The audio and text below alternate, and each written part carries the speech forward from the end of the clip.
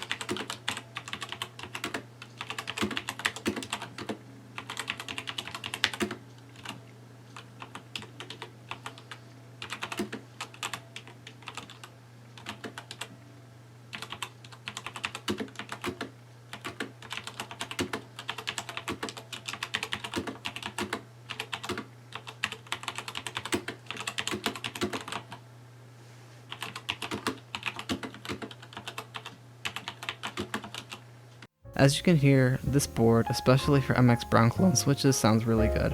Excuse my slow typing, as this was the first time I used this keyboard. It has a really loud metallic noise on all of the keys, which is more noticeable on the stabilized keys like the spacebar and enter keys, but it honestly doesn't bother me that much. It adds a little bit of character to the board in my opinion.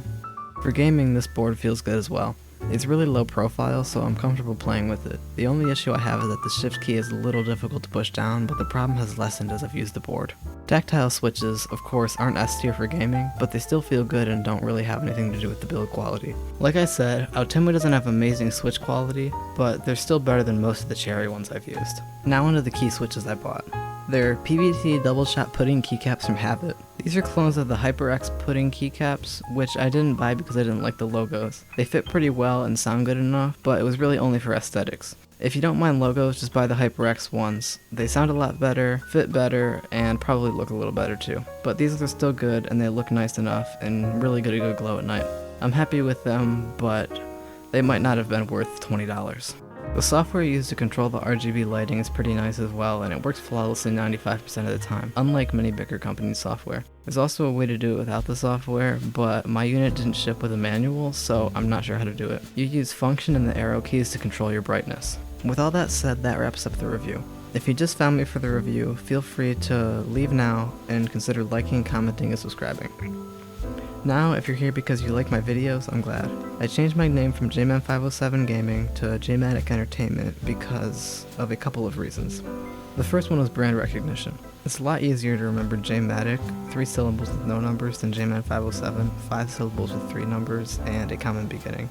The entertainment part was to open up to a wider variety of topics like movies or something. I have a lot of Star Wars video ideas, so the change will validate me to make more content. I also changed it from J-Man because it sounds a little more like a nickname for my parents than something I would use for an actual username. So that concludes the video. I hope you guys enjoyed, and I'll see you in the next one. Goodbye.